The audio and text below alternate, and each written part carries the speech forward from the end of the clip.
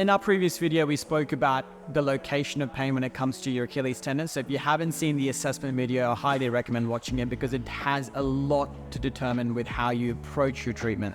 So when we're dealing with strength and conditioning to build your rehab, get your Achilles tendon stronger again, knowing exactly the location of pain will determine what kind of isometric exercise that we use.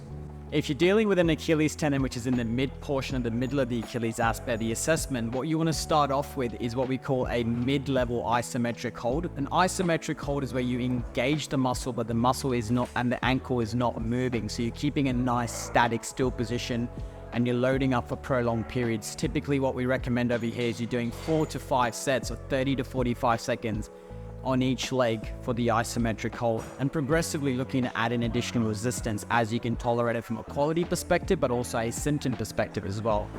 If you're dealing with an insertional Achilles tendinopathy, you need to take that Achilles and that heel raise a bit higher up to a high level heel raise hold, and you follow the same prescriptive dose of doing 4 to 5 sets for 30 to 45 seconds, and then once again over time you can add an additional load as per tolerated.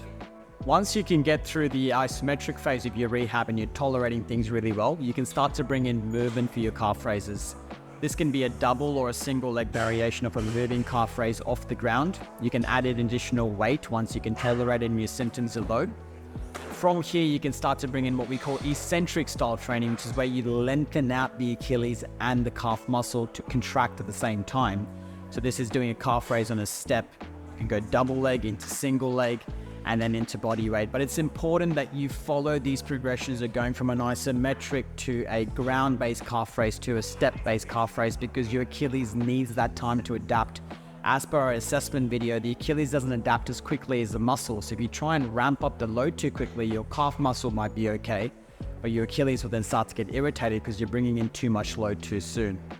And finally, once you go through your rehab progressions, the last thing to bring in is plyometrics. This is hopping, landing, jumping.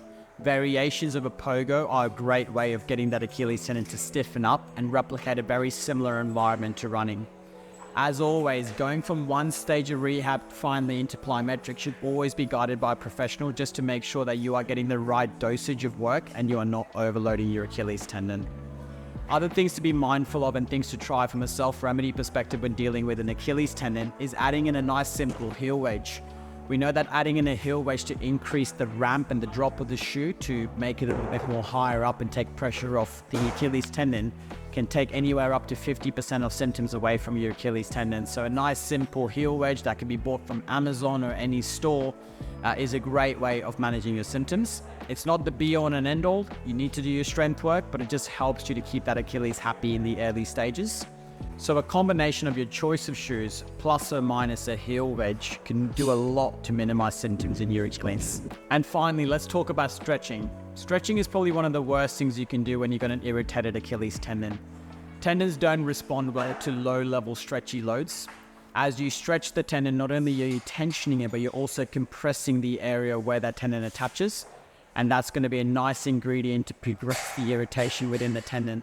It might feel good during the act of stretching, but it's highly likely to then get irritated soon after and then stay irritated for the remainder of that day. So your better alternatives are going to be around massage gunning around the calf muscle or using a foam roller. They'll work to take tension away from the calf muscle, but try not to touch the Achilles tendon. Work on loading it up, work on some strategies around shoes, work on your load management changes with running. So take away this pace, take away the carbon shoes, take away some of the volume if you need to as well. Your standard go-to protocols, and then think about stretching only later on once the Achilles is happy and you're in a state of pain-free zone.